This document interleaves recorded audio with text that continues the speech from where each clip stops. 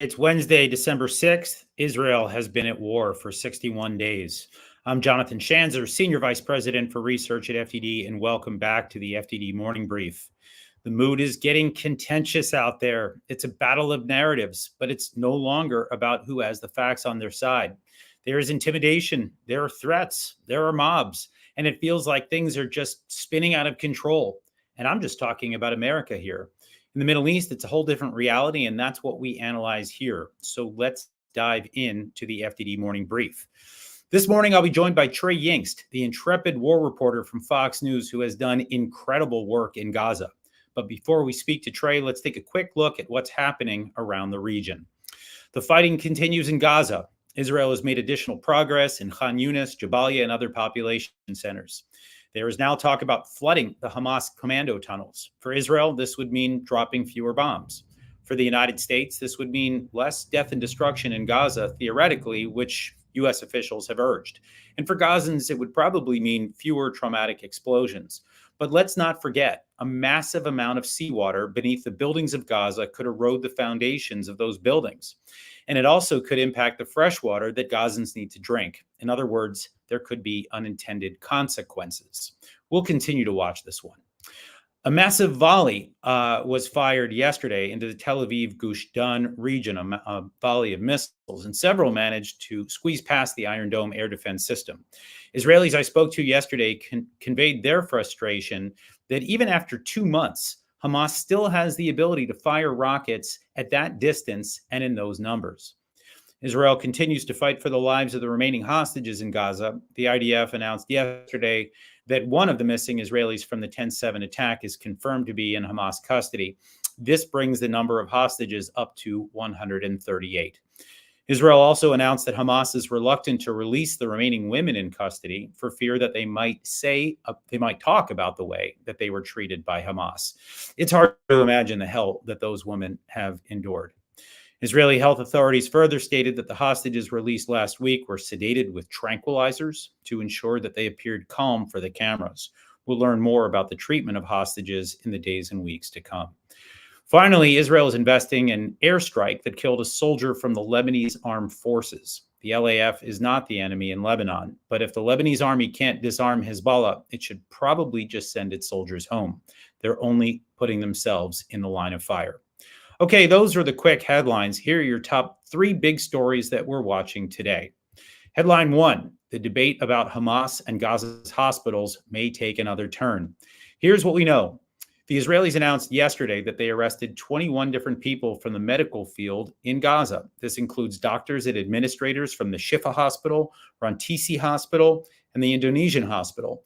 All of those facilities are in the northern Gaza Strip. You'll recall that the head administrator of Shifa was taken to Israel for questioning just before the ceasefire took hold, shortly after the Israelis uncovered a labyrinth of commando tunnels beneath the facility. So what's next?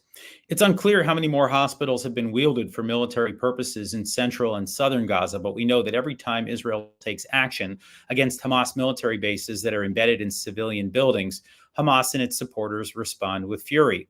We're also likely to hear words of warning from U.S. officials based on recent statements. But will that derail the IDF from achieving its objective of dismantling Hamas military infrastructure? Stay tuned. Headline 2. Fighting continues in the West Bank, Lebanon, Syria, Iraq, and Yemen. Here's what we know. There are regular clashes every night in the West Bank. This includes arrests and assassinations of terrorists. Hezbollah continues to fire at Israel, and Israel continues to fire back. Shiite militias continue to attack American forces in Iraq and Syria, and Israel continues to strike at Iranian targets in Syria.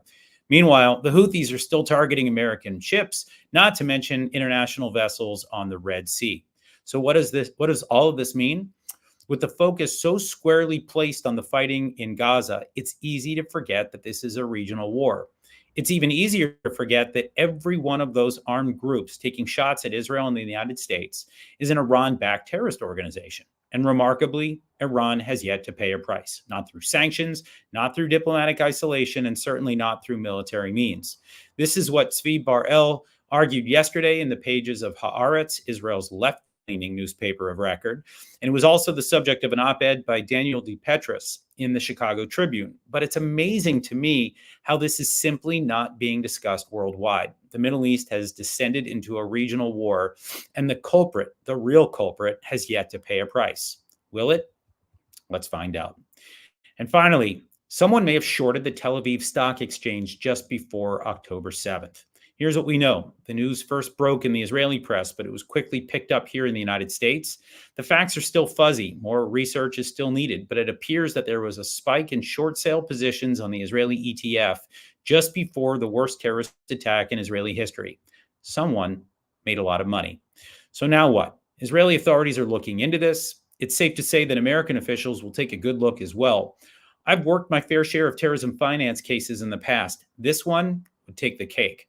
And there are a lot of suspects out there. I won't announce my guess for who done it, but I will be watching this one closely. And FDD may also have some additional news to share about this soon.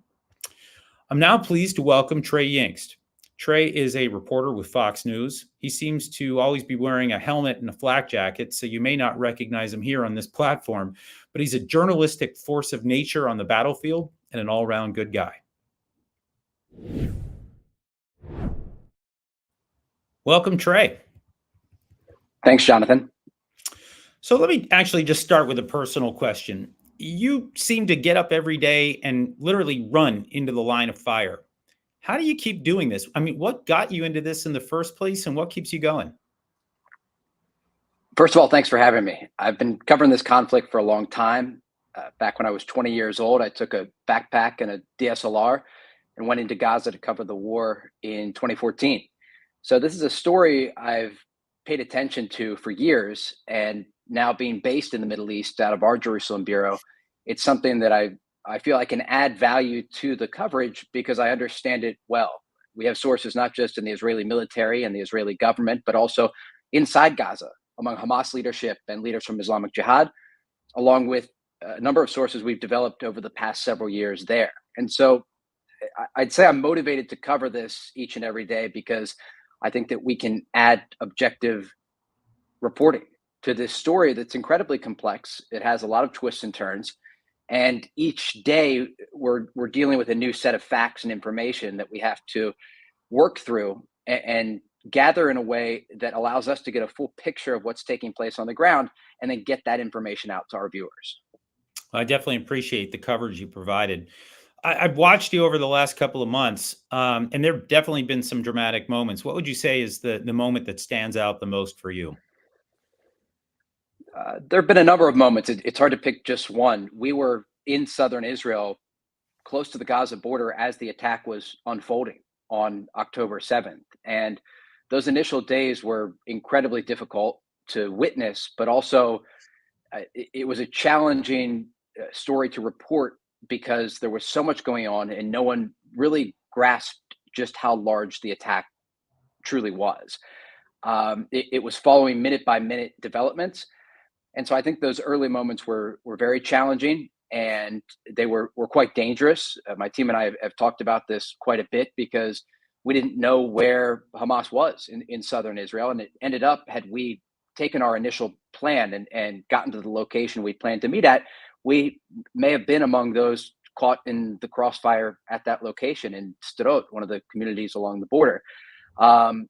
So we had those early hours and days in southern Israel as the attack was unfolding.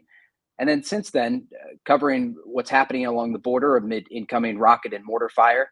I've been into Gaza 3 separate times on military embeds amid firefights between the Israelis and Hamas, and also deep into Gaza City to get a firsthand look at what's taking place there as the Israelis are still working to control territory in the largest population center inside Gaza. Let me ask you, I mean, you've worked obviously with, as you noted, you've worked with Hamas and Islamic Jihad and some of the other armed groups there. Do you get a sense that they respect the sort of rules of protecting journalists? Do you get a sense that they are willing to work with everyone, or do you feel like you've got kind of special dispensation with these groups based on the fact that you're with a major American network? Look, I think October 7th changed everything in terms of the calculation of foreigners entering. Right now, we are unable to enter Gaza. If we could, we would. It's a place that I know there are dozens, if not hundreds, of international journalists waiting to get inside to get a closer look at this story as it unfolds. But in terms of the groups, Hamas and Islamic Jihad, I think traditionally, I can talk about what the access has been like. I think they've always respected the approach to journalism that I've had. And early on in meetings that I had inside Gaza years ago, when I first started to develop these sources, I was very clear with leadership from Hamas and Islamic Jihad. If you want to fire rockets at civilians, we will report that. And if you want to cut a peace deal, we're going to report that too.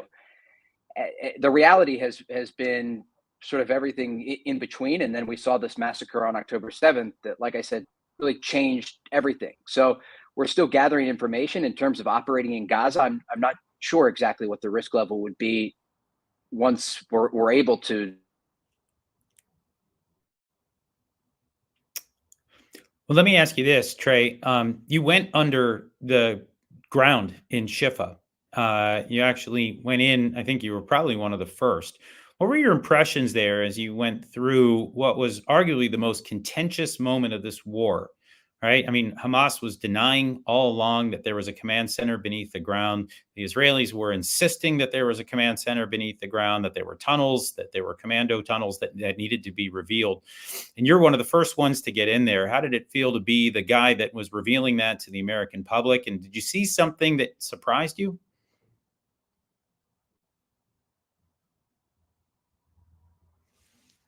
Looks like we may have lost Trey, so I'm going to just move on here. Apologies for that, folks.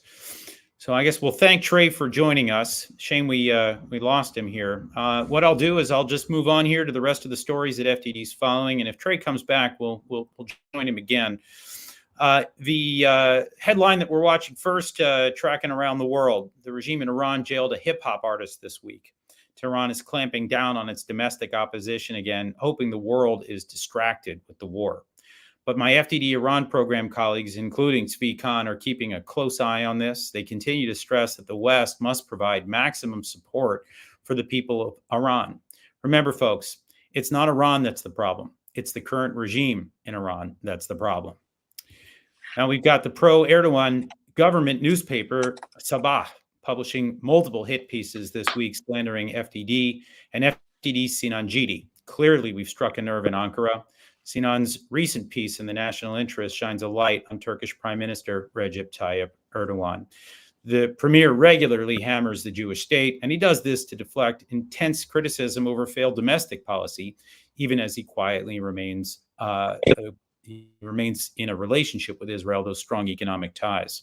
And finally, President Vladimir Zelensky of Ukraine unexpectedly canceled his plans to address the U.S. Congress. As lawmakers worked toward a compromise spending package, Zelensky was slated to make a case for why Ukraine aid is vital to American interests. My colleague John Hardy, a rising star analyst at FDD, is following the Ukraine war. His most recent piece looks at how Ukrainian troops are digging into defensive positions ahead of winter. You can read that story and more on FDD's Long War Journal. And I suspect now that Trey's back, he may be heading back to Ukraine as well. I know you've covered that conflict, Trey. But I think when we got cut off, I was asking you just about what it was like to get underground at the Shifa hospital. That's been ground zero in the debate between Hamas and Israel and their supporters abroad. What was it like getting in there? And did you find anything that surprised you?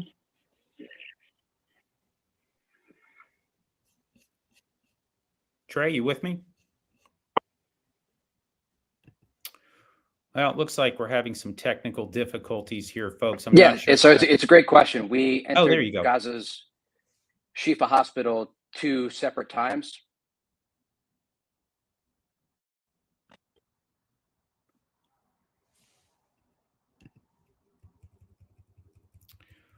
All right, folks. I'm not sure what the problem here is with the tech. We're going to probably need to leave it here. I hope we'll be able to have Trey come back at another point. We certainly will invite you back, Trey, and we'll hopefully handle some of those technical difficulties. In the meantime, folks, you can read about all of FDD's terrific work on our website, fdd.org. Follow our work on X @FDD. And please make sure to make your tax-deductible contribution before the end of the year at fdd.org/invest. Join us every Monday, Wednesday, and Friday for more FDD morning briefs. Our next guest will be Dalia Ziada, the brave Egyptian researcher who stoked the ire of Islamist radicals in Egypt after October 7th. You're definitely going to want to hear this one. Until then, thanks for tuning in. Apologies for those technical difficulties. I'm Jonathan Schanzer, signing off for FDD.